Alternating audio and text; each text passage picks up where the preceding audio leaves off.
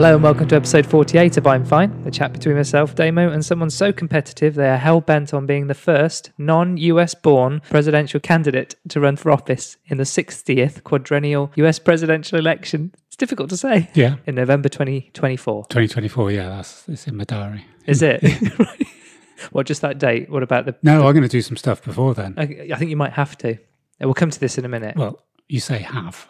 We'll come to this in a minute. There's a chat around the subjects of health, wealth, well-being, fitness, sport, and plain old-fashioned common sense. You know, straight talking, Yeah. sensible, well-rounded discussion with insightful judgment. I think that's fair, right? Like any president would do. Yeah. We're all work in progress, and this podcast is no exception. In short, it's a poke at our perfectly imperfect lives, and if we can make just one person feel like they're not alone in all this madness, then our work here is done. In today's episode. No, in one. and Bully's special prize. Speedboat.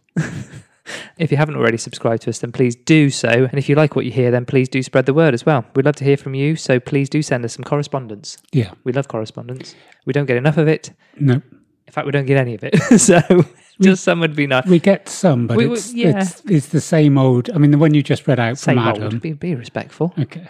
Well, we've got a hardcore of supporters, haven't we? Yeah, because we share the old social thing now. You're seeing stuff and it's marked as read. I've just seen some of them probably. Oh, I mark as unread if I read it. Oh, do you? Yeah. Oh, thank you. Appreciate that. That's very thoughtful of you. Yeah. We'll come into kindness in a bit. That's lovely. Thank you. Okay. Yeah, so send all your correspondence, whatever that is, ideas, feedback. And if I think if I am going to go for president, I'm going to want to know what the people want. Yeah. And if we're in 34 states... Let's not get too carried. We'll come to this in a minute, Mark. Okay. But you've got something up your sleeve, haven't you? Yeah, I'm a bit worried about it, to be honest. So yeah, send us imfinecast@gmail.com is what I've been trying to get out. Just send us an email and then the link's on the thing. So just do the thing. Coming up, warm up and stretch. Got some catch up and bookmarks to do. Got quite a few to get through. Good. I like it when there's bookmarks. I like your structure. Do you? Good. A shame you smash it to bits every week, but there we go. By preempting everything you're about to say. Yeah, by having a little look beforehand. No. And coming in and kicking the doors down. Haven't had a look at all. Okay, good. Couldn't be asked. Good. You know when I said you were kind? It's just like you... No, just because I trust you. You giveth and you taketh away. I want to do this impromptu. This is. I haven't done anything today. So work-life ballet, how judgment. We've been talking about judgment a little bit. And, I just thought the next step could be how judgment is fashioned by luck and or fate. Whether we can affect any outcomes.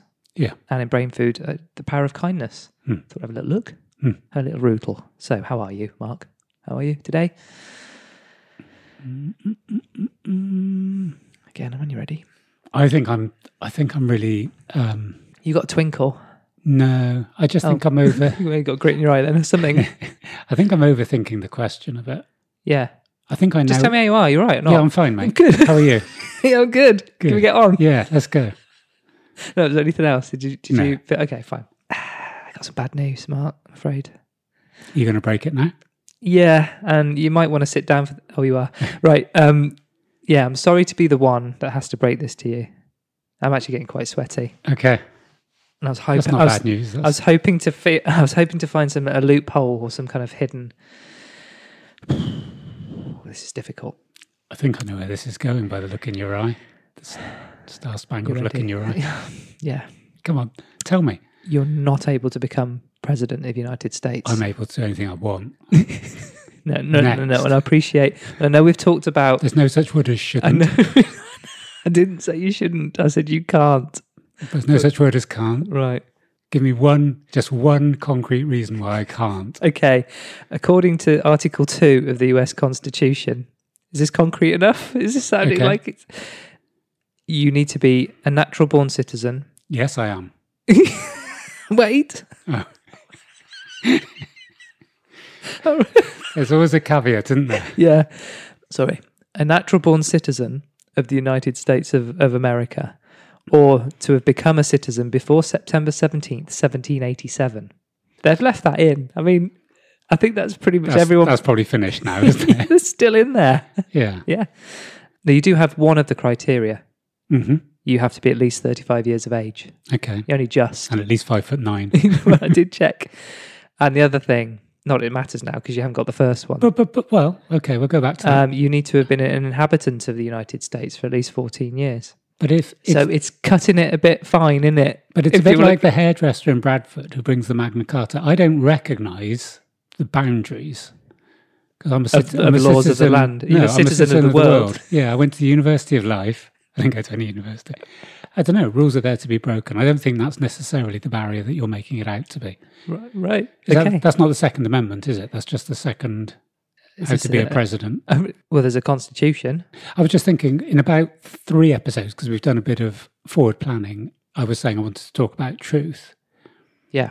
And I think because I've been looking into the philosophy of truth, I might even come back and go, well, who says what the boundaries of the United States of America are? Okay, here's one. I'm throwing it back at you. Okay. Right? Say you manage to succeed on your goal of being US president. Yeah. Based on exactly what you've just said, what is there to keep you in that position? Say the love of the citizens, I guess. Right. And what if they decide they don't like you anymore? What, are you going to shoot them all? What are you going to do? You're going to go, okay, cool. Yeah, I'm challenged. Anarchy versus anarchy. Bring it on. No. What if I don't recognise the borders, do you mean? It's like if you just won a race, right? You won a sprint. Yeah. Right? You hit a PB, you beat, smashed everyone, and everyone goes, we're going to change how we do things. Yeah, time is an artificial construct. You haven't won. Yeah, we're going to make it 101 metres. Goalpost, isn't it? We were talking about that last week with the markets. Let's just put that one on ice for the moment because... Look, I'm as open-minded as they come. I don't make the rules.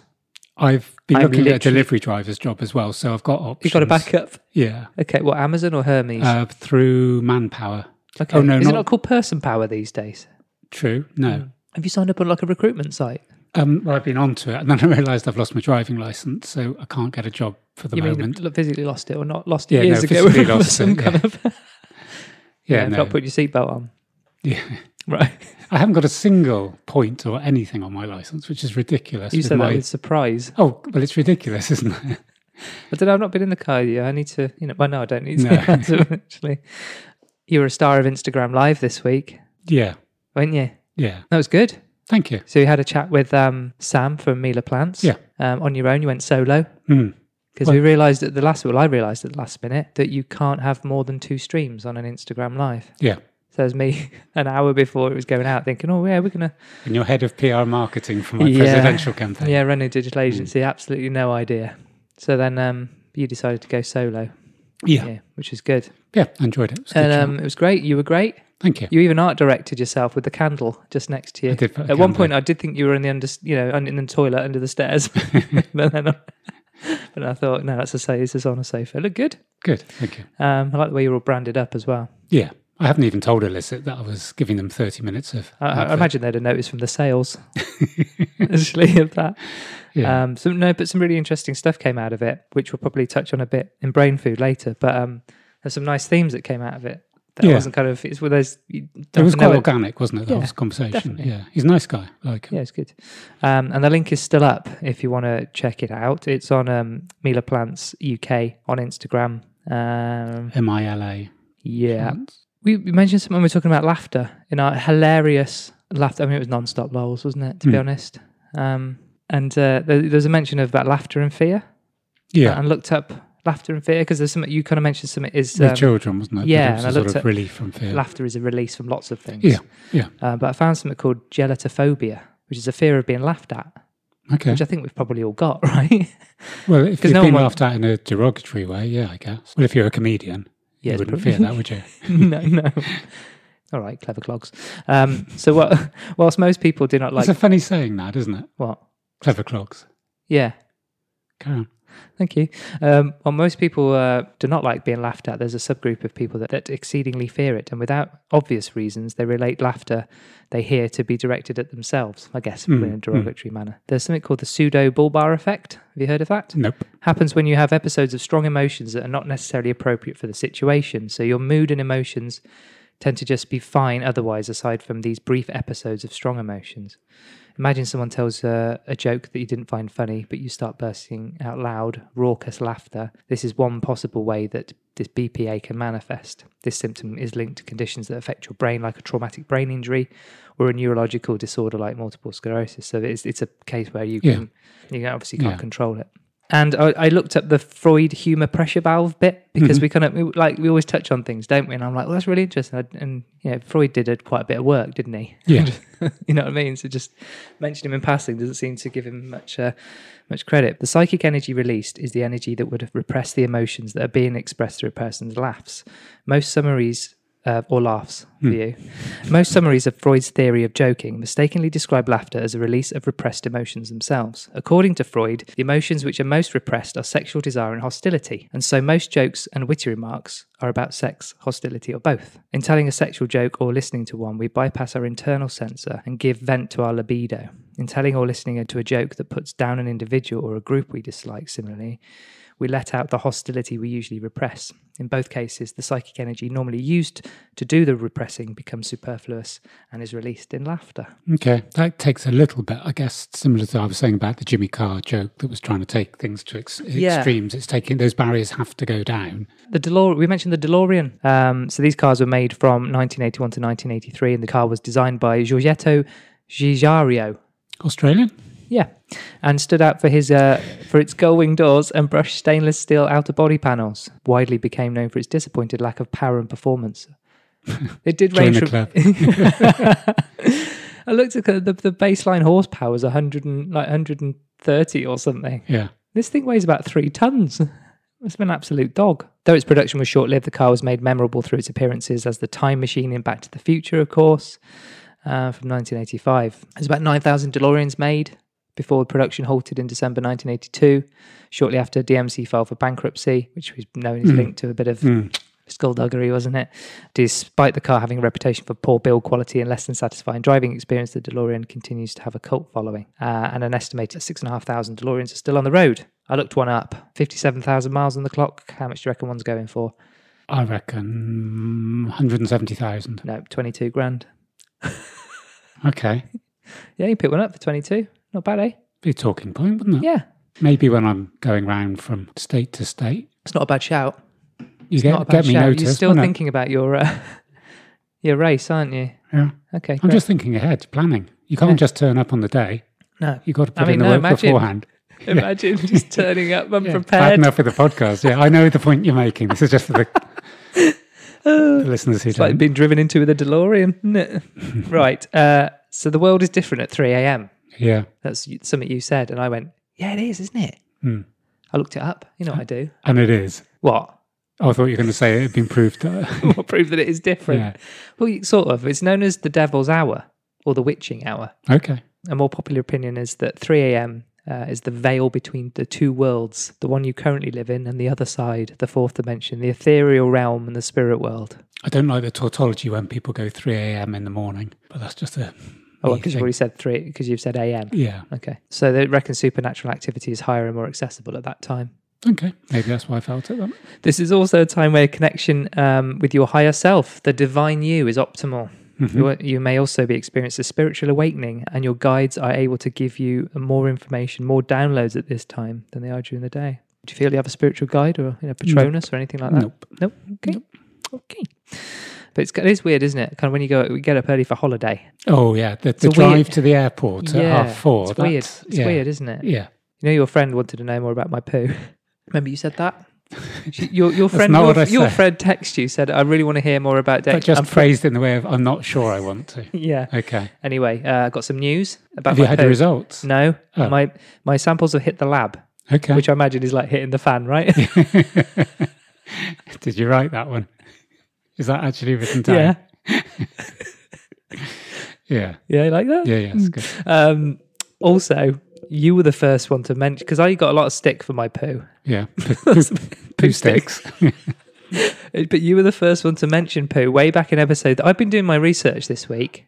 Has it been a quiet week for you? It hasn't. I've just been You've very shut your face. I've been very dedicated to the cause. Yeah. My commitment is clear, right? Dedicated to the what? What? What do you say? Dedicated to the cause? I don't know. What did I say? That's okay. Can't rewind. No.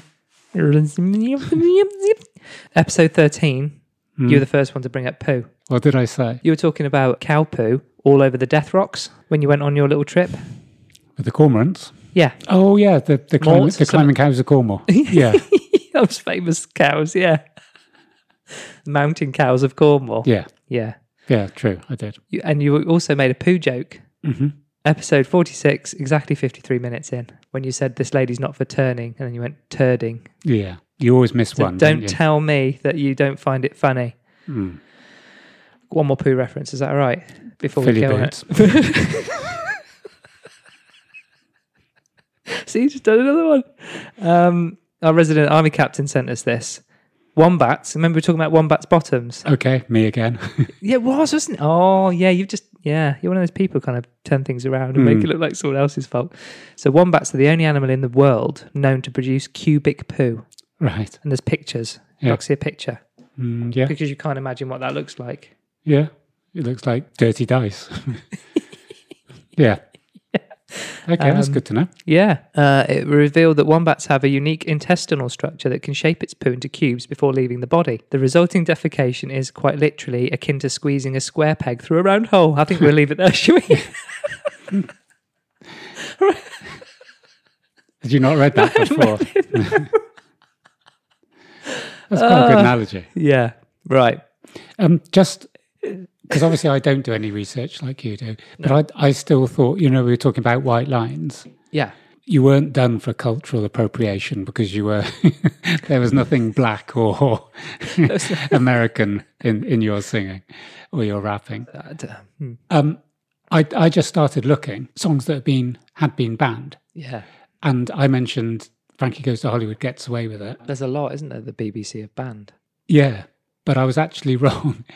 I don't think it had. I did do a little check. I couldn't see it. Well, it says here, this is from The Guardian, Mike Reid yanked Relax off Radio 1 before the song had finished playing, having realised what they were singing about. Right. Yeah. Frankie's label, ZTT, had already taken out ads that included such phrases as, all the nice boys love semen, and 19 inches that must be taken always. What does that mean? Is this taking a turn? Yeah. Well, it's just looking at some of the others. Donna Summer, Love to Love You Baby. This is about 4 minutes of orgasm, isn't it? I don't know. George Michael, I Want Your Sex. That was banned. Yeah. Madonna, Justify My Love. Queen, I Want to Break Free. This is interesting that the NWA did Fuck the Police, and it says this didn't need banning. It was too profane for radio broadcast, which it is. Australia's Triple J station happily played it for 6 months. Right. Waterloo. Okay. During the Gulf War, the reliably literal BBC wasn't taking any chances and expunged 67 songs featuring even the vaguest and most metaphorical references to armies killing, boats killing, cavalry, or the Middle East. 2 killings there. Wow. Amongst them, ABBA's notoriously hawkish hit Waterloo. But yeah, no, it doesn't seem to have white lines. So that was just me. So Work-Life Ballet, I wanted to look at luck or judgment. We kind of touched on it, and there's been some nice, interesting themes the last couple of pods, isn't there? Mm-hmm. Certainly we haven't talked about luck specifically, but we've talked about opportunity and what you make of an opportunity. Maybe external factors that determine your future. Yeah. Or your actions or mindset and stuff like that. We're talking about privilege, weren't we? We're talking about kind of high income country privilege versus middle and low income. Maybe we want to talk about luck and chance. Yeah. One thing I'd meant to say at the time, I've just started listening to Sam Harris again. I dip in and out of his podcasts. In the next pod, I just wanted to either play or just say a quote that he made regarding the storming or the siege of the Capitol. And I just want to play it because I just think I fundamentally disagree with it. But what it made me think of was that there was a podcast that he did not so long ago where he was saying how he doesn't feel that people who are like, well, he's a self-made man, talking about somewhere in America where someone has made it, and he said, like, he's come from nothing and done this. Right. And the point he was making is that the majority of people in America, not all, but the majority of people in America still have a step up on hordes of the rest of the world living in. Yeah, just in terms of being born within the borders of the United States. And even if you're the poorest in a rich country, you can still have some material gains or some opportunities that people just won't have if you're born into a civil war or born into something where you've got very low life expectancy. And he was saying he hates this or dislikes this sort of, I'm a self-made man, I've done it all myself, because he said you did have a head start. And it was interesting. One of the things he said was, you had the genes of your parents. And I thought, that's Do you know what I mean? There's an inherent advantage we're given because you might be in the developed world, and if both your parents were fit and well, and you've got that head start over billions of the rest of the world.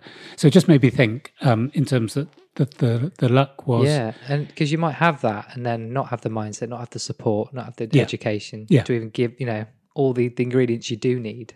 Yes. Do you know what I mean? Or some people might just need one of those ingredients, like mindset and fairly good health, for example, and off they trot, depending on where they want to go. So basically it's around, is life what you make it, or is your hand already dealt? We can look at fate in a minute. But we talked about privilege, life chances and opportunity, and those things are largely driven and decided by where you're born, into what, where, life's timelines, geography, race, socioeconomic background, environment, genetic code.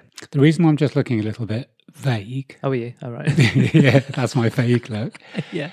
Was, and this is probably, you said it last week, when we record on a Saturday after I'd done my course on a Saturday, my mindset is influenced with what I've just been learning and speaking to with other people and their life experiences. I think while I was looking vague, so a typical thing would be to say, we're so privileged, or we have such great opportunity that we're living, in a world where you can fly around the world in less than a day, and when you can do this and you can do that, and when you have access to this and that. But if it comes down to how content or how happy or how much you get out of life, where's the measurement for that? And you could go, well, at least we're not chucking our shit into the middle of the road from, our windows as they did back in the day. And we've got proper sewage and clean water. But you could also say that a lot of the things that we have in the modern world counter the fact that we've got good health and good hygiene, and, we're not having our teeth pulled out with pliers and stuff like that. And so some of the other side to it, in terms of the increasing, mental health problems, the increasing anxiety between different players in the world who are trying to influence what we do and what we see, whether if you went back, if you could have time travel and you go back and you go, actually, I've had 10 years back in the 1750s and it's better. So you might go, I don't want to be a caveman running away from a saber-toothed tiger. But if you were a caveman who went out hunting, got a buffalo, sat round a fire, ate buffalo, your quality of life might be better than a lot of people now. So, I mean, but we're judging it from our position. That's what we can do, isn't it? So the judgment we've been talking about, whether it's a positive or negative outcome, is the ability to make considered decisions or come to sensible conclusions. And we talked about how these don't always need to have taken much time to form, because they could be snap judgments, or indeed that they're in any way sensible. You like to think, but of course, what we think is sensible, someone else won't think is sensible. So I guess here we're talking about the decisions we make to determine an outcome, and how much control we think we have over what might be out of our control and or preordained. So luck, because I said the other day, I don't believe in luck. I think at the end of one of the pods. So the definition, luck is a phenomenon and belief that defines the experience of notably positive, negative, or improbable events. The naturalistic interpretation is that positive and negative events may happen all the time, both due to random and non-random natural and artificial processes, and that even improbable events can happen by random chance. In this view, the epithet lucky or unlucky is a descriptive label that refers to an event's positivity, negativity, or improbability. People tend to talk about luck. They tend to talk about a power or a charm or some kind of ethereal force. Definitely. That gives you a positive outcome to something. Or negative. Or negative, but lucky charms. And I know there's things that give you bad luck. But I think if everyone had a choice, they'd rather have some good fortune, wouldn't they? Or good luck or whatever. The actual definition of luck gets kind of distorted to a certain degree, doesn't it? There's something like, I'm lucky, therefore there's some kind of aura around me. Wherever I go, whatever I touch turns to gold. Well, we did that on the streaks episode, didn't we? Where we said about the lucky streak. We put that word lucky in. I'm wondering whether, I think your definition sort of explains this a bit, but how I was perceiving it as you spoke is almost like luck pops in when we haven't got a rational explanation for something that's particularly, and I think agree with you, it's mostly good fortune. Like a coincidence, like a... Yeah, but it's because then you almost get into kind of serendipity and stuff, don't you? Whereas kind of there's a series of events. You think that all life is a series of events. Yeah. Whether you encourage them to happen, whether you sit there passively and they happen around you. Yes. Things tend to just happen. The seasons will change around you if you sat there long enough. Yeah. You can't affect those. Luck, I think fate and destiny and serendipity kind of all start to kind of touch each other, but not, they're their own things. They are, but I'm wondering whether luck gets chucked in as I can't because an incident that we're trying to explain was so out of the ordinary or is unable to be explained, we can layer luck on it and then the explanation is done. So here's an example. It's normally how you perceive something. Yeah. So whether it was lucky or not lucky. Yeah. We said, I don't know if you edited this out or not, because I can't remember hearing it, but I know it was discussed about a couple that won, I can't even remember how much, but quite a few million on a lottery ticket, Euro Millions, I think. They'd gone to the garage to buy some tomatoes or something, right, and there was a £5 minimum spend with a card. So the guy had bought a couple of tickets to take it up to £5. Right, yeah. And his explanation was like, how lucky is that? Because I could have bought 2 packets of biscuits to get the £5 spend. So you then can put luck down as that was down to luck, that was down to fate, that was down to good fortune. It was down to his choice to buy 2 tickets. But also, if he'd bought biscuits, he never would have known the other reality. Exactly. Therefore, I was really bad luck I bought the biscuits.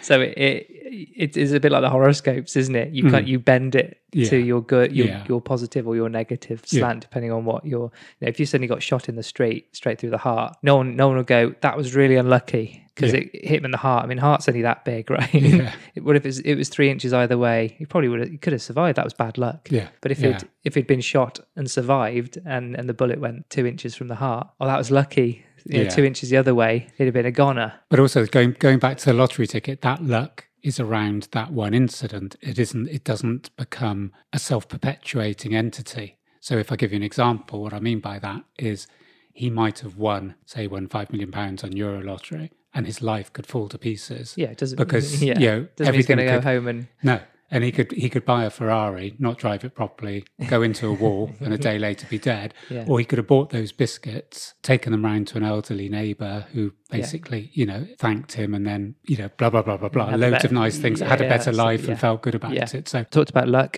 fate. I want to talk about, and I'll try and wrap this up. But what happens to a particular person or thing, especially something final or negative, such as death or defeat? Power that some people believe causes and controls all events so that you cannot change or control the way things will happen. Mm-hmm. So there's a kind of maybe not taking accountability of something. Mm-hmm. That's what I thought about the accountability when you said people can't accept there's a cause for something. Yeah.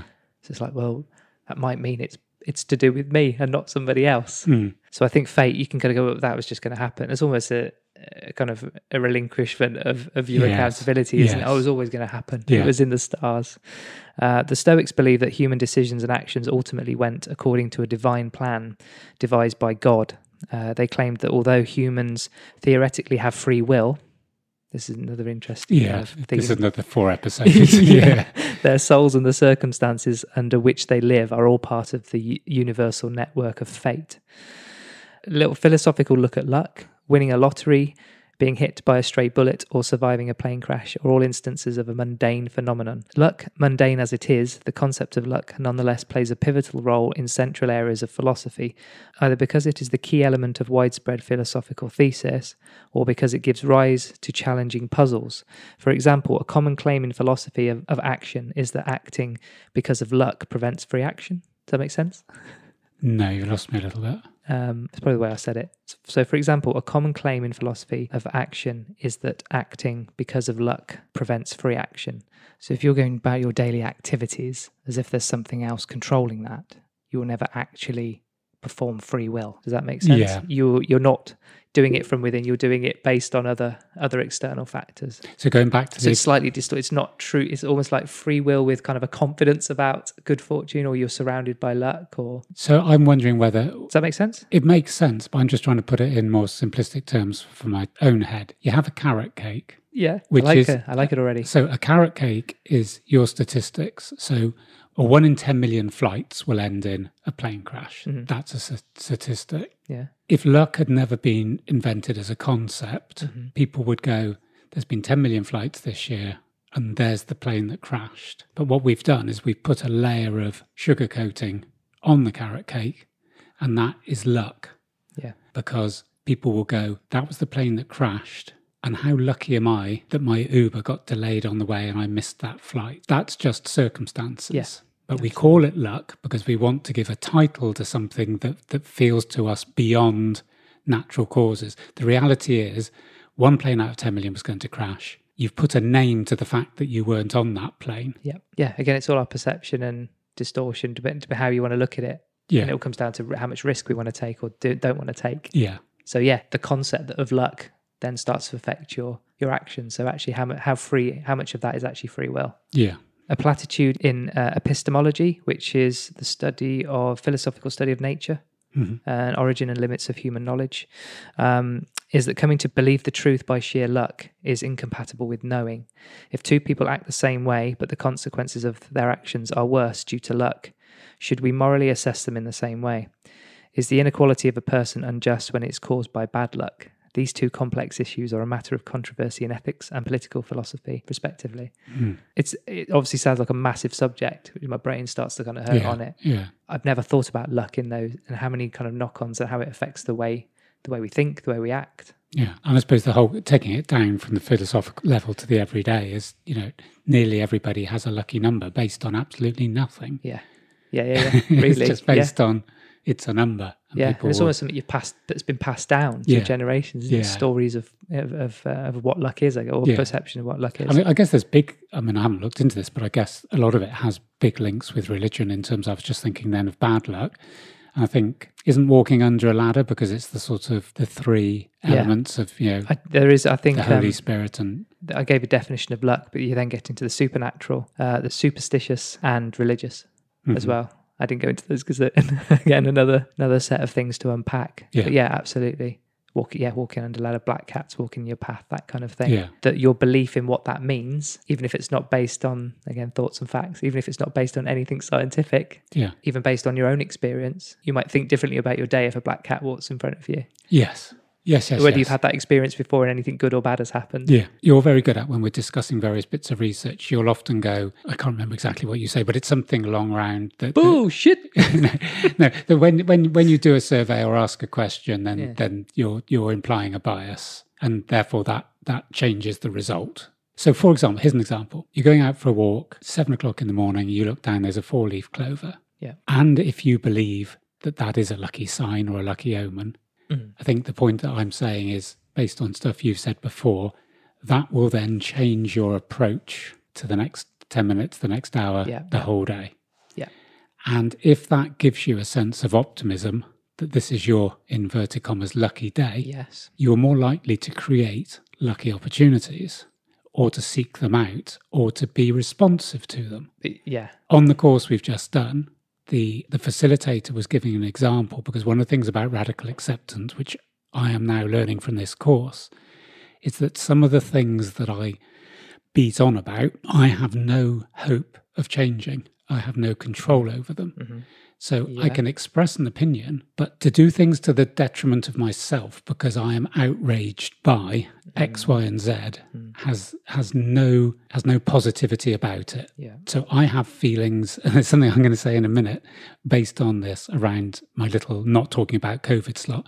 I haven't got that in here. I better hurry up then. So no, it's only 30 seconds. Of course. No, the point I was going to say was, when we talked about the radical acceptance, she was saying that, she was just giving an example, and she said in a Facebook group, there's one woman at the moment in her Facebook group that basically is like, this is against our human rights, this is doing wrong, lockdown is wrong, this is ruining our society. And the facilitator said she had just posted something to say, I've just suddenly realised that next month is March, and for me that gives a sense of optimism because the days get longer, the weather starts to get a bit warmer. It was just giving something upbeat. Yeah. And this other woman came in and went, oh, no fucking point being happy because we won't be able to walk anywhere and Easter will be a washout.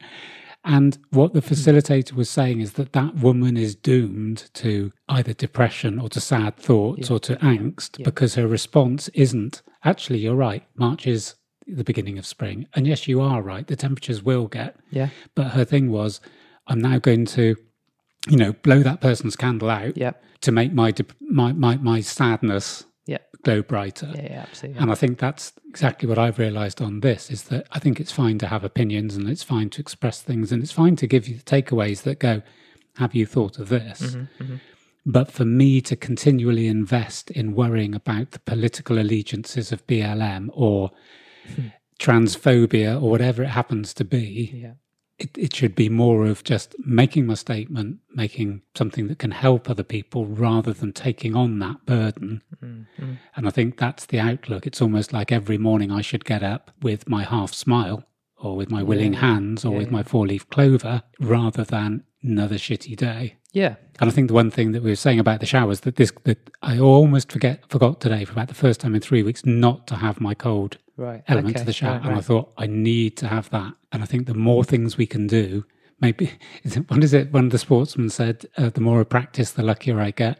And that's the sort of thing, isn't it? If you keep doing things that are positive. You can see, again, you can see where, I mean, just what you were saying is almost like the philosophy of action thing I was just talking about. Almost your perception of something prevents you from doing your kind of, I guess, pure free will. Yeah. Or the thing that you want to do from the very inside. Yeah. It's been affected by something. And what did we talk about with optimism? We talked about this, didn't we? A few pods again about learning optimism. About positivity. And yeah, we did. I mean, I'm the worst person in the world to be advocating it. Do you know what I mean? Because I'm a sullen, miserable sod, but, you know.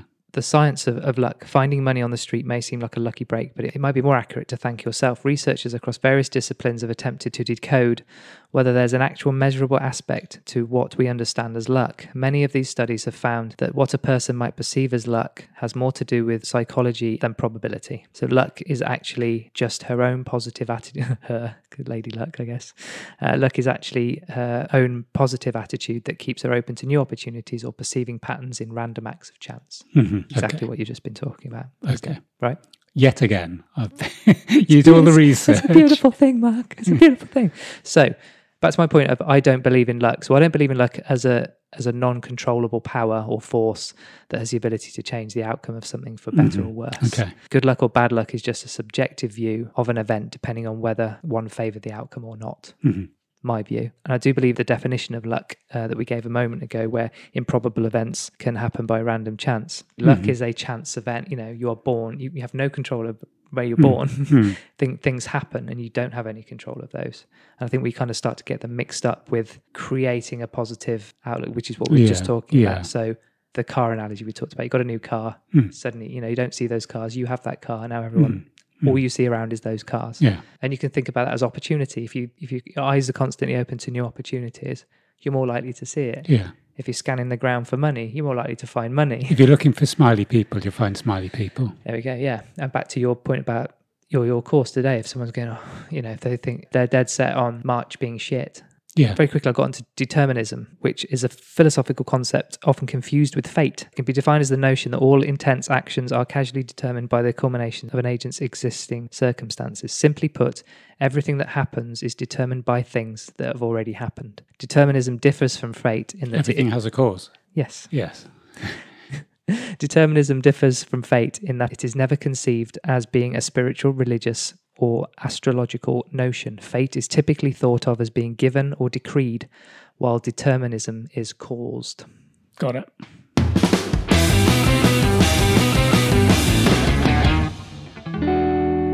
On the chat with Sam, he referenced a quote, which I hadn't heard before. Okay. We were talking about kindness, can't we? Just helping each other out. Just I think I made reference to him being kind when I came in the shop. Yeah, because you were talking about the environment being welcoming and a nice place to be, and you got into just kind of just being an all-round good person.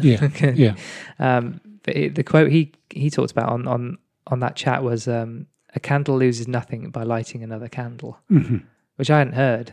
Whether you'd heard it or not, but I thought it was brilliant. And then you talked about the one which he hadn't heard. He hadn't heard the follow-up in a way, which is blowing someone else's candle out doesn't make yours shine brighter. Yeah, and I think we're just saying those are two sides. Well, I think mine was a slight different angle. How I read it, you don't lose anything by being kind to someone else. Yeah, sure. And I think what I was saying was almost one step further, by putting someone down, i.e. not being kind to them, doesn't make you look better. Yeah, sure. But I think a lot of people sometimes imagine it does. And I think that sometimes happens in the media, that it'll almost be, criticising someone else somehow gives you some kudos that you're better or more intelligent by someone else, by making someone else look. Yeah. You know. I mean, there's being kind to yourself, isn't there? As well as others. I mean, kindness isn't just about being kind to other people. And you can be kind to other people and not kind to yourself and just ruin yourself, can't you? Well, it's very hard to be kind to other people if you're not kind to yourself. Yeah. That's the underlying thing of the course. I think you can be kind to someone else and neglect yourself. Yeah. So I actually just disagree with you saying you can be kind to others and not be kind to yourself. I think you absolutely can. Okay. It's almost like saying you don't need to be creative to kind of help someone else be creative.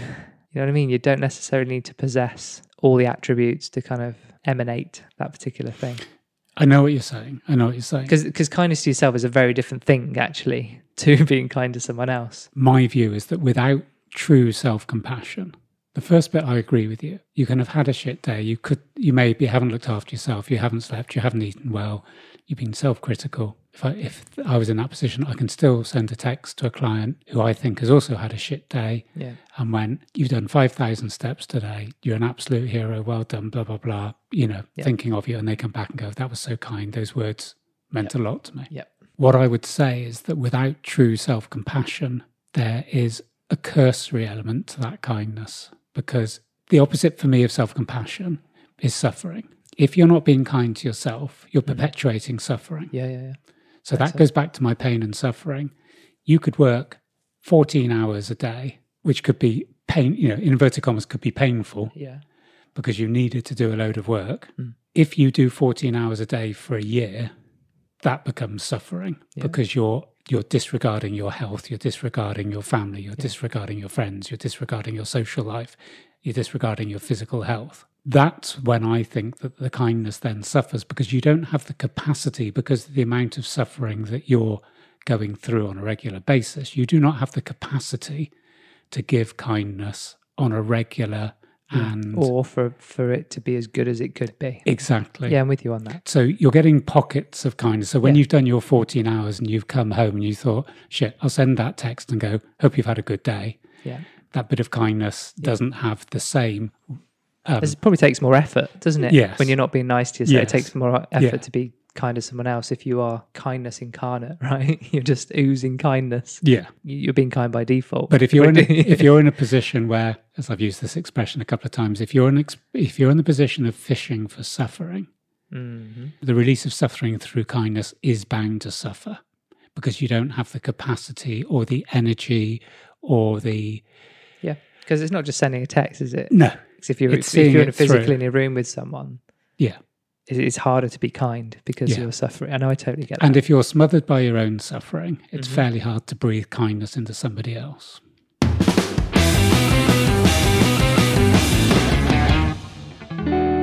That's what you were looking for, wasn't it? I just made that up. It was good. Yeah. Again, if we could drop the mics, we would. No, but it is. That's why I want the music to kick in. That was good. Yeah.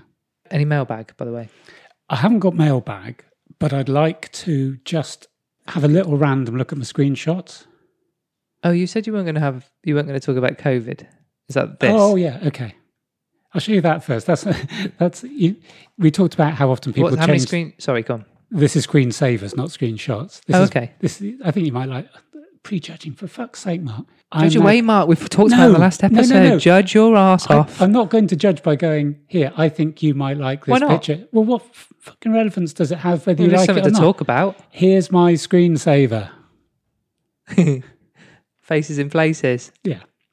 Again, do you want... So Mark has just shown me a picture of a candle, which looks like it's got two eyes and a little face, a little mouth. Right. Little face. COVID. Okay. I must admit, your screensaver is, when I ask you at the beginning of episode, how are you? I just showed you my screensaver. You might as well, because that pretty much says how you're feeling. I showed you my rocks. Excuse me? Honestly, here's the COVID one. Puerile. That's sophomoric. That is humour. That kind of puerile, immature stuff that is not welcome on this podcast. It's not big and it's not clever. Yeah. So I meant to drop this bit in the luck or fate. You got 30 seconds. Go. Okay. So picture the scene. The top scientists in the world are given the job of sorting out COVID-19. And hundreds and thousands of them do this. And Pfizer do the first trial. Yes. And for the second trial, the person in charge of the second trial fucks it up. Oh, have they? Yeah, they give the wrong dose. Oh, yeah. This is actually what happened. This is truth. Right. Yeah. Right. By mistake, the biggest, yes, research, by mistake, they give a half dose or whatever it is for the second dose. And lo and behold, it works. It works even better than they could have imagined. Okay. Yeah. So is that luck? Is that judgment? Is it fortune? It sounds like sheer incompetency to me. But whatever we call it, I don't want to give it a title. So that's what happened, okay? So Pfizer then come out and do this, and then the UK government, because they want everyone to get one so that our figures look even better rather than giving double dose, and fair play to them, blah, blah, blah, blah, decide there's going to be a 12-week gap between the two. And the rest of the world, every other country in the rest of the world is going, no, it's meant to be 3 weeks. That was original. I've even forgot what the original about. It was 3 weeks. 3 weeks. And it's interesting now that it's coming out that, oh, yes, it takes 3 weeks for the immunity to kick in. That's what they're saying now. Anyway, latest bit is, Matt Hancock, the rest of the world said we were stupid. Research has now shown that perhaps 12 weeks is even better than 3 weeks. Oh. Like, exactly 12 weeks. That's freaky, isn't it? So again, not 13. Lucky. Yeah. So that's that. Then the next one is when you get your... This certainly doesn't sound like determinism. No, it sounds like there's no cause at all. When you get your little vaccine thing, it lists which you've been given, whether it's Moderna or Pfizer. Latest research has shown that it might be even better if you mix vaccines. Oh, yeah. So if you have a Pfizer first and then Moderna second, like it could actually be better than 2 Pfizers or 2 Moderna. That'd be worth talking about shaking yourself the other week. Yeah. That'd be worth shaking yourself, wouldn't it? Once you've had a couple of... You'd have to, right? What, to mix them up? Yeah. Yeah. You'd have to do... You could... All I'm saying is that we've got to a position where this is the most exact science ever, and we're looking at T cells, and we're doing this, and we're doing this, and then suddenly it's 2 full doses. No, it's a dose, then half. Yeah. It's a 3-week gap. No, it's a 12-week gap. Yeah. Oh, that works better. You must not mix the vaccines. Okay, we won't. But if you mix them, it could be better. It's like, really? From what I've only got, I think I got a B in science at school. I'm pretty sure there's no science. You know what I mean? I'm going to make a statement. Maybe it is determinism, the cause being ineptitude. Yeah. It just makes me laugh at everything that happens suddenly at the moment with the vaccines. It's even better now, You know, we were talking about the kind of clown horns the other day. If I'd have got like the Benny Hill theme tune in the background, if you was describing that, the cover of, you know what I mean? Yeah. Or the Hill's Angels music. running and speeding around a park. Yeah. Being chased by Chris Whitty. That was good. Bonkers, and it's madness. So I said at the beginning, it's madness, isn't it? You didn't do your funny madness today, though, did you? No, because you keep looking at me like I'm an idiot. I just think you're going to run out of different things to do. Oh, I've got plenty. I'm going to give an update on my screenshots. We're up to 2955 now on screenshots. I do like it when you say something in the pod and I go, can you send me through the links? And you just send me screenshots. It's like, right, I'll type that out then. I'll type that into my address bar. Thank you very much. Okay. This is scattergun. Because I want a few lols. So I was looking through the I'm Fine cast, your Instagram feed. And you had some love. Mine? Well, I'm Fine cast is basically, it's our joint, you've chosen who we follow. Yeah. I don't really influence that. Huh? Our Instagram. This is 50-50 as well. Yeah, but I don't influence. I don't want to. I think you do a really good job. I don't want to influence it at all. So you came up with something today, which was a lovely deli in Bedminster, like really gorgeous. Then there was a picture of a sort of cottage with lovely... If you just go, why is this so difficult? Go through your Instagram feed. My personal Instagram. No, I'm Finecast. Oh yes, I put the... And it's so nice. I'm with you now, Matt. Sorry. Do you know what I mean? There's pictures. I'm trying to remember yesterday. Yeah. Right? There's a lot going on. No, these were just the one people you follow. Yeah, so there was a lovely deli in Bedminster. There was a bedroom with some lovely plants in it. There was something about wabi-sabi. This is relevant because of the luck thing. So you're looking at nice images. When I look through I'm Finecast Instagram, it looks nice, right? Nice on the eye. Yes, it's pleasing and restful, and I enjoyed doing it. Good. And I then thought, I'm going to look at mine. Yeah. The first thing I looked at, first thing was the title of the Instagram is Please Hate These Things. And it's basically photographs of kitchens or bathrooms or interiors of houses that just disturb you because they're so shit. Right. So here's a kitchen. Again, this doesn't work well, I get it. That's what everyone loves. Yeah. But it just makes you feel uncomfortable that somebody's actually designed. Can you if you I'll send these don't through. send a screenshot, whatever you Okay. do. It's called Please Hate These Things. Send me the link and I will put them up on our Insta. I do quite a lot of, like you said, I do take my time on the Insta and craft it. You know, I curate it, and we get some engagement, right? But we're talking about faces in places, and coat hook. You know, drunk octopus. Yeah. It was on Barry's banter bus that we're both a fan of. Yeah, and I put it on our story, didn't I? Yesterday of the microwave that's been turned up on its side. Yeah. Yeah, go on our Insta, you'll see it. Yes, no, I have seen it. Talk about engagement. Yeah, that's what people want to see, don't they? They don't want us talking about serious subjects. They want to be pissing. They want us pissing around, sideways microwaves. Yeah. Okay, so we're going to disregard everything I've just said. So this sums up 2021. This was taken again. I don't know the link, but I saved the photograph. So this is a picture of Tara Jenkins. She's 37 years old from Pembrokeshire in Wales. Yeah. And as a tribute to Sir Captain Tom Moore or Captain Sir? I think it's Captain Sir Tom Moore. She's done a tribute, basically a transformation. So she's transformed herself to look like shut up. Captain John Senior Tom Moore. No. So I will send you the photo. It's a good job. So she has done that. Is she painted? Is she a makeup artist? Yeah, that is incredible. It's incredible. That is incredible. However, two things. I thought she'd had an operation for a minute. Yeah, I thought, it is absolutely incredible. It's good. That is good. Yeah. Yeah. And she's done it through body. I think that's actually body paint, the whole uniform and medals. Very good. Amazing piece of art. Yeah. Slightly creepy. Yeah. Here's me as a dead 100-year-old man. I think she's doing it as a tribute. I don't know whether it is a tribute, but fair play. Each to their own. Not knocking it. You're showing it me. Yeah. We're talking about it. She's obviously done well on Insta, I would have thought, with that. Yeah. So she's trying to I don't think this has got wares, no, right? I think this has got really. I don't think this has gone viral. I think this is only a few people, like literally about 40 people have seen this. I had to trawl around for this. It's 43 now. But the interesting thing is, if you just read the last 5 words. So let me paint the scene. So you've got Tara. Looking fairly pensive. It's a split screen. It's a split screen. So she's on the left. She's on the left. Yes. Got a bun up in her hair. Looks a bit pensive. Looks a wee bit sad. Yeah. And then her as Tom Moore looks like an alive 100-year-old man. Yes, correct. Brilliantly done. Yeah. But the last... Do you want me to read the lines? Read the last 5 words of the transformation. Sorry, he's got left before, right after. As if you didn't. The author has had to describe which one is Tara 39 from Pembroke and which is... So look at that old guy. He's made himself look like a 20-year-old girl. Yeah. That's good. Right. That's it for this episode. Well done for getting this far and thanks for listening. Give us a follow on Instagram and Twitter at I'mFinecast and send your feedback and ideas to imfinecast@gmail.com.